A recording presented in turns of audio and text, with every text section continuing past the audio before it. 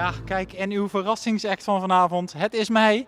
Het is vanavond tijd voor een avondje circus. Circus Boslee is in Terneuzen aanbeland. En wij gaan eens kijken wat dat allemaal te bieden heeft. Veel zin in!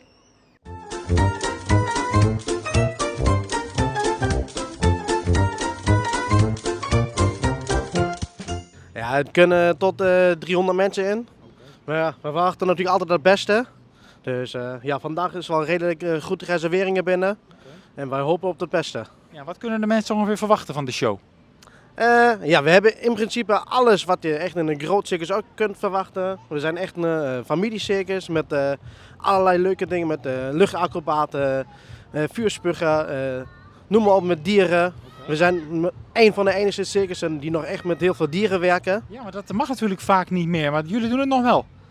Ja, we hebben natuurlijk allerlei dieren nog mee die nog mag in de circus. We hebben nog geen roofdieren meer, dat mag natuurlijk helaas weer niet. Nee.